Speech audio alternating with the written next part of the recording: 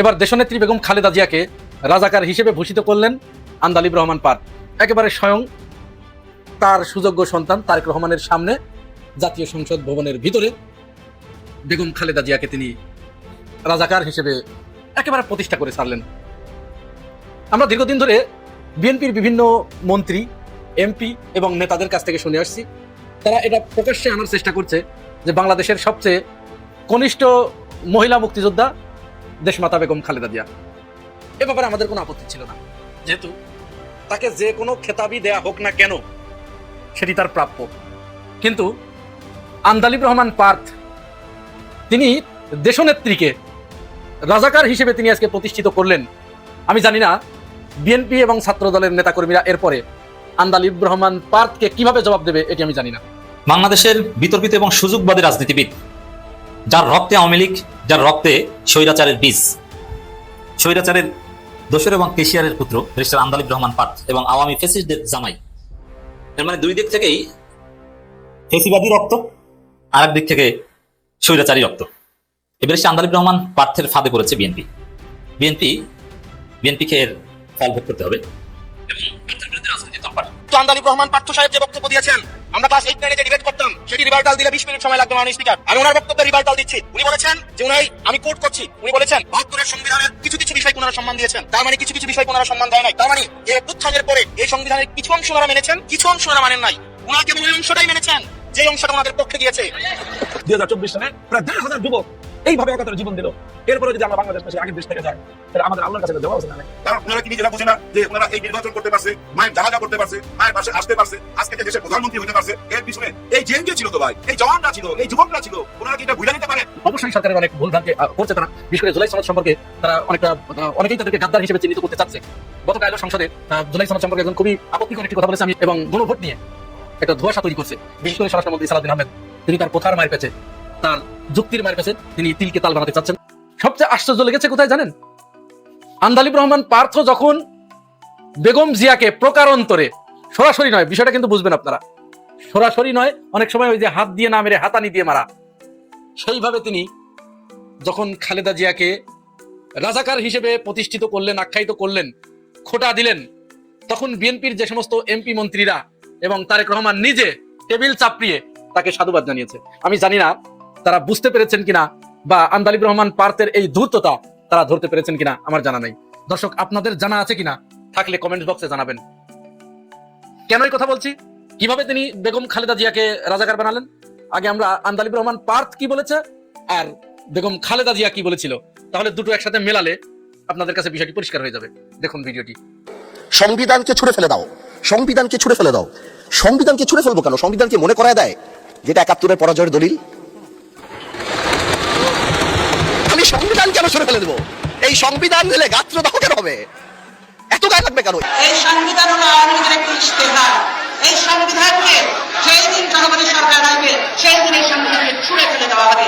এই সংবিধান এখানে কি দেখলেন আপনারা, কি শুনলেন? দেশনেত্রী বেগম খালেদা জিয়া এই যে 72-এর সংবিধান, এটা তো আওয়ামী সংবিধান, ভারতের সংবিধান, তিনি খুব ভালো করে এটি বুঝতে পেরেছিলেন। যার কারণে তিনি বলেছিলেন যে যেদিন জনগণের সরকার প্রতিষ্ঠিত হবে, জনগণের সরকার যেদিন এই সংসদের ভিতরে আসার সুযোগ পাবে, সেদিন প্রথম কাজ হবে এই সংবিধানকে ছুঁড়ে ফেলে দেয়া। আমরা কি দেখলাম? বিএনপি দাবি করছে তারা জনগণের সরকার। বিএনপি এখানে দুইটা স্ট্যান্ড নিলে হবে না, যে কোনো একটা স্ট্যান্ড তাকে নিতে হবে এবং তাকে পরিষ্কার করতে হবে। তার আর এখন পরিষ্কার করার অবশ্য কিছু নাই, কারণ আমরা বুঝতে পারছি বিএনপি কোন পক্ষ নিয়েছে। পক্ষ ছিল দুইটা, বিএনপি অলরেডি এক পক্ষে চলে গেছে। দেশনেত্রী যেমন বলেছিলেন জনগণের সরকার প্রতিষ্ঠিত হলে এই সংবিধান ছুঁড়ে ফেলবে, তাহলে বিএনপি যদি জনগণের সরকার হতো তাহলে এই সংবিধান ছুঁড়ে ফেলতো এই কয়দিনে, আঁকড়ে ধরতো না। তার মানে তারা জনগণের সরকার নয়, তারা ওই যে অভিযোগটি তাদের বিরুদ্ধে উত্থাপিত হয়েছে, তারা আসলে ফল ডাকাতির মাধ্যমে ক্ষমতায় এসেছে। না হলে দেশনেত্রী বেগম খালেদা জিয়ার কথা কি করে বিএনপি ভুলে যায়? কি করে তারেক রহমান টেবিল চাপড়ি আন্দালিব রহমান পার্থের মতো দুমুখে একটা সাপকে কি করে অভিনন্দন জানায়? এই আন্দালিব রহমান পার্থকে জানেন তো আপনারা? শেখ হাসিনার কি হয় আপনারা একটু খোঁজ নিন। ভোল্ট পাল্টে এরা আজ বিএনপি হয়েছে। আন্দালিব রহমান পার্থরা ঠিকই আবার হাসিনার কাছে চলে যাবে, সালাউদ্দিন আহমেদ ঠিকই আবার হাসিনার কাছে ফিরে যাবে, তাদের কিচ্ছু হবে না। যা হবার হবে তারেক রহমানের, ফাঁসির কাস্টে ঝুলতে হবে। জামাত ইসলাম, এনসিপি এদের তো ঝুলাবেই, সেই সাথে কি মনে করেন যে তারেক রহমানকে ছেড়ে দেবে? এত সহজ নয়, এত সহজ নয়। তাহলে কি হলো? আন্দালিব রহমান পার্থ বললেন যে যারা কেন এই সংবিধান ফেলে দেব, কেন এটি পরিবর্তন করার কথা, সংবিধান দেখলে কেন এত গাত্রদাহ, এই সংবিধান যারা ফেলে দিতে চায়, ছুঁড়ে ফেলতে চায়, তারা রাজাকার। তাহলে খালেদা জিয়া ছুঁড়ে ফেলতে চেয়েছিল প্রথম, কি হলো? তারা দাঁড়ালো কোথায়? ঘটনা কোথায় গিয়ে দাঁড়ালো? তারেক রহমান কি বুঝে টেবিল চাপিয়েছেন নাকি না বুঝে চাপিয়েছেন? বিএনপির অন্যান্য মন্ত্রীরা তারা কি টেবিল থাপড়ালেন পার্থের এই বক্তব্য শুনে, বুঝে নাকি না বুঝে? আমার তো মনে হয় তাদের বোধ শক্তি সবকিছু লোপ পেয়ে গেছে, তারা হিতাহিত জ্ঞান শূন্য হয়ে গেছে ক্ষমতার মোহে। অবশ্য বিএনপি সাধুবাদ জানালেও, তারেক রহমান তার মায়ের অপমানে সাধুবাদ জানালেও, একেবারে লোলা বাঁশ চেনেন না আপনারা? এই লোলা বাঁশ ঢুকিয়ে দিয়েছে হাসনাত আব্দুল্লাহ এবং শফিকুল ইসলাম মাসুদ। আমার কাছে মনে হচ্ছে বিএনপি যদি ভবিষ্যতে সংসদের ভিতরে বাঁশ ডলা খায় এবং সালাউদ্দিন আহমেদকে যদি কেউ ট্যাকেল দিতে পারে, তাহলে এই একমাত্র হাসনাত আব্দুল্লাহ এবং শফিকুল ইসলাম মাসুদ। এদের যে বোল্ডনেস, এদের যে মুখের স্পিরিট, এদের যে যুক্তির ধার, যে তীক্ষ্ণতা, ঠিকই এরা দুইজন নাস্তানা বুধ করে সামনে বিএনপিকে জবাব দিয়েছে। হাসনাত আব্দুল্লাহ দাঁড়িয়ে আন্দালিব রহমান পার্থকে যা বলার তাই বলে দিয়েছে। এই আন্দালিব রহমান পার্থের কে মারা গেছে কোথায়, তার কে কোন আন্দোলনের সাথে ছিল? জুলাইয়ের ময়দানে যখন মানুষ খইয়ের মতো গুলি ফুটতেছিল আর মানুষ জীবন দিচ্ছিল, তখন এই আন্দালিব রহমান পার্থরা কাছের ঘরে, এসির ঘরে বসেছিল। এদের তো জীবনেও কোনো কিছু হবে না, ভবিষ্যতেও কিছু হবে না, কারণ তারা মূলত তাদের পথ পরিষ্কার করছে। সে কি বলছে এটি ঠিকই শেখ হাসিনা বুঝতে পেরেছে, এবং দেখেন দু একদিনের ভিতরে শেখ হাসিনা আন্দালিব রহমান পার্থকে অভিনন্দন জানাবে যে বাপ তুই আমার মনের কথা বলেছিস, সেই জন্যই তো তোকে ওখানে পাঠিয়েছি, বলবে এটি। কিন্তু এটি বোঝার মতো বিএনপির কারোর বোধ শক্তি এই মুহূর্তে আছে বলে আমাদের কাছে মনে হচ্ছে না। হাসনাত আব্দুল্লাহর বাঁশ ডলা দেবার পরে শফিকুল ইসলাম মাসুদ তিনি উঠেছিলেন, উঠে মূলত সংসদের এই শফিকুল ইসলাম মাসুদের এই সময়টুকুই প্রাণবন্ত হয়ে উঠেছিল। তিনি তারেক রহমানকে বললেন যে মাননীয় প্রধানমন্ত্রী, আপনি আজকে যে সংবিধান আঁকড়ে ধরেছেন, যে সংবিধান দেশনেত্রী বেগম খালেদা জিয়া ছুঁড়ে ফেলে দিতে চেয়েছিল, আপনি সেটি আঁকড়ে ধরেছেন। আপনি যদি এই সংবিধান আঁকড়ে ধরেন, তাহলে আপনি আবার যেখানে ছিলেন সেখানে চলে যান, আপনার এখানে থাকার কথা নয়, প্রধানমন্ত্রী থাকার কথা নয়। এই সংবিধান অনুযায়ী তাহলে ওই বালির ট্রাক ঠিক ছিল। এই সংবিধান অনুযায়ী যেহেতু আপনি সংবিধান প্রেম দেখাচ্ছেন, তাহলে আপনার উপরে যে অসংখ্য মামলা হয়েছিল এগুলো সঠিক ছিল। এই সংবিধান যদি সঠিক হয়, যদি ঠিক থাকে, তাহলে বিএনপির মহাসচিব যে কান্নাকাটি করে বলেছিল যে আমাদের নেতাকর্মীরা ঢাকায় এসে রিক্সা চালায়, এটি সঠিক ছিল। সব তো এই সংবিধানের ভিতরে থেকেই হয়েছে। শেখ হাসিনা তো সংবিধানের বাইরে এক চুলো নড়ে নাই। সমস্যা কোথায় তাহলে? শেখ হাসিনাকে কেন দাঁড়াতে হলো? শেখ হাসিনা কেন ফ্যাসিস্ট? কারণ এই সংবিধানের দোহাই দিয়েই তো শেখ হাসিনা জিয়াউর রহমানের স্বাধীনতার ওই মুক্তিযুদ্ধের খেতাবটি কেড়ে নিতে চেয়েছিল। এই সংবিধানের দোহাই দিয়েই জিয়ার কবর এখান থেকে উঠিয়ে নিতে চেয়েছিল, উঠিয়ে নিতে উদ্যত হয়েছিল। এই সংবিধানের ভিতরে থাকার কারণেই সালাউদ্দিন আহমেদ আপনাকে বাংলাদেশে থাকার কথা নয় এবং স্বরাষ্ট্রমন্ত্রী হবার কথা নয়। মানে যেখানে যেখানে যতটুকু যাবৎকালের বিএনপির যত ফাপড়বাজি আছে, একেবারে ঠিক জায়গা মতো শফিকুল ইসলাম মাসুদ দিয়ে দিয়েছেন। এবং তিনি মূলত যে কথাটি বলতে পারতেন, যা বললেন, তার কথার যে অর্থটা দাঁড়ালো, স্রেফ মুনাফিকের রাজনীতিতে লিপ্ত হয়েছে বিএনপি। বিএনপির আর কোনো নৈতিক অধিকার নাই এখন জামাতকে মুনাফিকের রাজনীতি বলার। বিএনপি এতদিন বলতো, আমরা শুনতাম, আমরা এটা বিরোধিতা করতাম না যে হলেও হতে পারে জামাত হয়তো মুনাফিকির রাজনীতি করছে। যদি জামাতের রাজনীতি মুনাফিকির রাজনীতি হয়, তাহলে বিএনপিটা কি ওর থেকেও কয়েক ধাপ উপরে যে আরো যদি কিছু থাকে তাহলে সেইটা।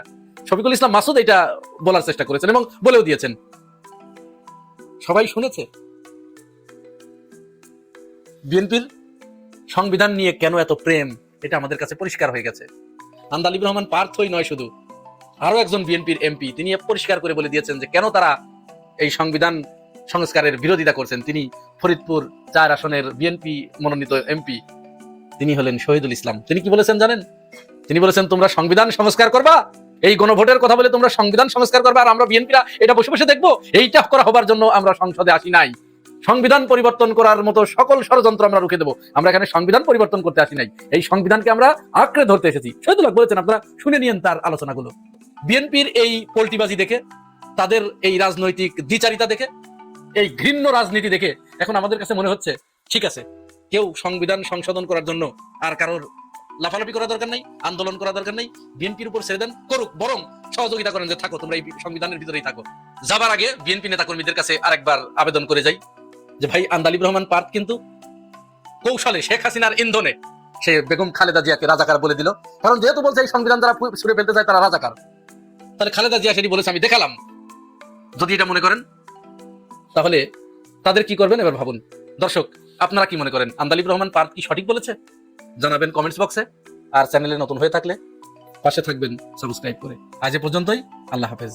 বাংলাদেশের বিতর্কিত এবং সুযোগবাদী রাজনীতিবিদ, যার রক্তে আওয়ামী লীগ, যার রক্তে স্বৈরাচারের বীজ, স্বৈরাচারের দোসর এবং কেশিয়ারের পুত্র ব্যারিস্টার আন্দালিব রহমান পার্থ এবং আওয়ামী ফ্যাসিস্টদের জামাই, এর মানে দুই দিক থেকেই ফেসিবাদী রক্ত, আর এক দিক থেকে স্বৈরাচারী রক্ত। এই ব্যারিস্টার আন্দালিব রহমান পার্থের ফাঁদে পড়েছে বিএনপিকে এর ফল ভোগ করতে হবে এবং পার্থের বিরুদ্ধে রাজনীতি তৎপর। জুলাই সনদ নিয়ে সংসদে যে মুলতবি প্রস্তাবের উপর আলোচনা হয়েছে, সেই আলোচনায় ব্যারিস্টার আন্দালিব রহমান পার্থ যে বক্তব্য দিয়েছেন, সেই বক্তব্যের প্রত্যেকটা অক্ষর ভুল, গণবিরোধী, দালালি এবং জনগণের সাথে প্রতারণা। আমি তার বক্তব্যের প্রত্যেকটা লাইন, প্রত্যেকটা পয়েন্ট খণ্ডন করব। তবে দুঃখ হয় বিএনপির জন্য, আজকে জিয়াউর রহমান, খালেদা জিয়ার প্রতি সামান্যতম সম্মান এই আন্দালিব রহমান পার্থের নেই। দর্শক, এই আন্দালিব রহমান পার্থ তিনি খালেদা জিয়াকে অপমান করে কথা বলেছেন, আর বিএনপির লোকজন টেবিল চাপড়ে সেটাকে স্বাগত জানায়। তাহলে বিএনপি আন্দালিব রহমান পার্থের খপ করে বলেছে। এভাবে বিএনপি ধ্বংস হয়ে যাবে, জয় বাংলা হয়ে যাবে। রুটের সাথে, জন্মের সাথে যদি কেউ প্রতারণা করে, প্রকৃতি তাকে ক্ষমা করে না, তো বিএনপি সেই ক্ষমার অযোগ্য হয়ে পড়বে। দর্শক, ব্যারিস্টার আন্দালিব রহমান পার্থের একটা বক্তব্য হচ্ছে, জেনজিকে রিপ্রেজেন্ট করেন, মানে এনসিপি কে বলছে, জামাত জেনারেশন হয় না, এনসিপি কে আন্দালিব রহমান পার্থ। প্রথম কথা হচ্ছে যে এই কথা একদম আওয়ামী স্টাইলের কথা, তার শ্বশুরবাড়ি স্টাইলের কথা। এবং আপনাদেরকে জানিয়ে রাখি যে এই আন্দালিব রহমান পার্থ কিন্তু আওয়ামী লীগের দালাল এবং হাসিনার কাছ থেকে বিদ্যুতের পাওয়ার প্ল্যান্ট পুরস্কার পেয়েছেন। হাসিনা তার লেসপেন্সার এবং দালালদের কাউকে পাওয়ার প্ল্যান্ট দেন এবং ওর মাধ্যমে হাজার কোটি টাকা লুটপাট করে খান। এই বিদ্যুৎ ব্যবসার ভাগ কিন্তু আন্দালিব রহমান পার্থ পেয়েছে। এটা আওয়ামী লীগের লোকজন পার্থের উপর খেপা ছিল এবং আওয়ামী লীগের কারা পার্থকে এই সুযোগ দিয়েছে, তাদের উপর আওয়ামী লীগের লোকজন খেপা ছিল। বিশেষ করে আমার অত্যন্ত শ্রদ্ধেয় কাছের বড় ভাই, ছাত্রলীগের সাবেক কেন্দ্রীয় সাধারণ সম্পাদক জনাব সিদ্দিকী নাজমুল আলম আমার পাশের রুমে থাকতেন। তিনি এই বিষয়ে সোচ্চার যে এই বাটপার আন্দালিব রহমান পার্থকে কারা বিদ্যুৎ কেন্দ্র দিয়েছে। এখন এই বিদ্যুৎ কেন্দ্র পেতে যে এই পার্থ কি করেছে, 2014 সালের ভোটার বিল নির্বাচনের পর কিন্তু পার্থনের রাজনীতিতে ইনএক্টিভ হয়ে পড়েছে। পার্থকে কিন্তু রাজনীতি পাওয়া যায়নি। বিএনপির সাথে জোট ছিল, কিন্তু এক পর্যায়ে জোট থেকে বের হয়ে গেছে। যারা জানেন না তাদের অবগতির জন্য জানাচ্ছি, পার্থ কিন্তু বিএনপি জোট থেকে অনেক আগে বের হয়ে গেছে, অনেক আগে, এবং দীর্ঘদিন তাকে টকশো কোথাও দেখা যায়নি। তাকে দেখা যেত ব্যবসা বাণিজ্য, হাসিনার কাছ থেকে বিদ্যুৎ পাওয়ার প্ল্যান্ট নিয়ে ব্যবসা করত। এই পার্থ এখন এসেছে জুলাই যুদ্ধ শাস্তি। দর্শক, এই আন্দালিব রহমান পার্থ তিনি নিজে 20 বছরে 29 বার নিজের সেক্রেটারি পরিবর্তন করে এখন বিএনপি দালাল হয়েছেন। ওয়ান ম্যান পার্টি, দলের সেক্রেটারিকে কেউ বলতে পারবেন না, জাস্ট পার্থকেই মানুষ চিনে। তিনি নিজে বিজেপি কিন্তু করছেন বিএনপি, দল হচ্ছে বিজেপি আর হয়েছেন বিএনপি। আর এনসিপি কে বুদ্ধি দেন যে বাবারা তোমরা জেনজি থেকে জামাত জেনারেশন হয় না, জামাতজি হয় না। এই সেম বুদ্ধি দিত আওয়ামী লীগ। এর মানে আওয়ামী লীগের ন্যারেটিভ এবং আওয়ামী লীগের কথার সাথে এই পার্থের কথার কোনো পার্থক্য নেই। আওয়ামী লীগ স্পষ্ট করে বলতো যে বিএনপি আপনারা আগে জামাত ছাড়েন, কারণ আওয়ামী লীগ জানতো যে বিএনপি থেকে জামাতকে আলাদা করতে চাইলেই খুব সহজে আওয়ামী লীগ তাদের ফেসিবাদ কন্টেইন করতে পারবে, চর্চা করতে পারবে। এই জন্য বিএনপিকে বলতে দিত যে আপনারা জামাত ছাড়েন। এখন এটাও আন্দালিব রহমান পার্থ এবং বিএনপি জানেন যে এনসিপি যদি জামাতকে ছেড়ে আসে তাহলে এনসিপি ধ্বংস হয়ে যাবে, তাহলে বিএনপি যা ইচ্ছা তা করতে পারবে, এমনকি জামাতেরও কিছুটা ক্ষতি হবে। অতএব বিএনপির যে অপকর্মের দুর্বিসন্ধি, তার পিছনে প্রধান বাধা হচ্ছে জামাত এনসিপি জোট। অতএব জামাত এনসিপি জোট মানে জামাত এমন এক পরশ পাথর, জামাতের সাথে যে মিশে সেই ফ্যাসিস্টদের জন্য বা গণতন্ত্র বিরোধীদের জন্য, সংস্কার বিরোধীদের জন্য হুমকি হয়ে দাঁড়ায়, যার ফলে জামাতের সাথে সম্পর্ক ছিন্ন করানোটা এটা দালালদের অন্যতম একটা উদ্দেশ্য থাকে। সেম কাজ শুরু করছেন আওয়ামী লীগের মতো ব্যারিস্টার আন্দালিব রহমান পার্থ। তিনি বলছেন যে আপনারা জামাত জেনারেশন হয় না কেন ভাই, জামাতের সাথে জোট করেছে, জামাতের সাথে তাদের চিন্তা দর্শন মিল থাকবে। আর এই জামাতের সাথে জোটে তো পার্থ নিজে ছিলেন। এনসিপি জামাতের সাথে জোট করেছে, সেটা যদি অপরাধ হয় তাহলে জামাতের সাথে জোটে তো পার্থ নিজে ছিলেন, সেটা কি অপরাধ নয়? তারা বাটপারি কত বড় কি বলছেন বুঝছেন? এবার আসেন, এই পার্থ বলছেন যে গণভোটের প্রশ্নমালা কেউ বুঝে নাই। আচ্ছা, গণভোটের প্রশ্নমালা বুঝে নাই, এই কথার মাধ্যমে তারেক রহমানকে অপমান করা হয়েছে। কিভাবে? তারেক রহমান কেন বলেছেন যে গণভোটে হা দিবেন? প্রশ্নমালা না বুঝলে তিনি ভোট দেওয়ার কথা বলেছেন কেন? এমনি তারেক রহমান বলদামি করেছেন। পার্থের কথা যে কিভাবে বিএনপির বিরুদ্ধে যায়, এটা বিএনপির গারোলা বুঝতে পারে না, তারা না বুঝে টেবিল চাপড়ায়, নাম্বার 1। দ্বিতীয় হচ্ছে এই ধরনের কথা তো আগে বলেন নাই যে গণভোটের প্রশ্নমালা বুঝেন নাই, এটা হবে না, এটা মানি না, এটা বলছেন আগে না, এটা তিনি বলেন নাই। এরপর বলছেন যে সংবিধান সরে ফেলা যাবে না, 72 সংবিধান যারা বিরোধিতা করে তারা স্বাধীনতা বিরোধী, এভাবে অ্যালাইন করেছেন যে 71 গ্লানি মনে পড়ে। অথচ 72 সংবিধানকে তছনছ করে দিয়েছেন শহীদ প্রেসিডেন্ট জিয়াউর রহমান।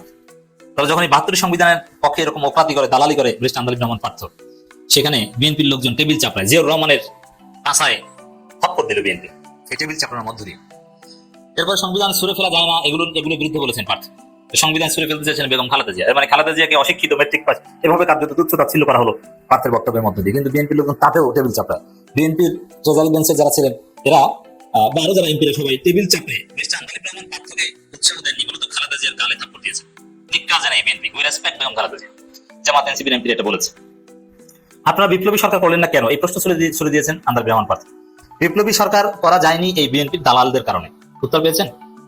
বিএনপি তারা 3 মাসের মধ্যে নির্বাচন আদায় করতে, কারণ তখনকার সময় তো বিএনপি অনেক শক্তিশালী ছিল এবং তারা ফন্দি ফিকির করে তাদের এস্টাবলিশমেন্ট ব্যবহার করে বিপ্লবী সরকার করতে দেয়নি। বুঝতে পারছেন?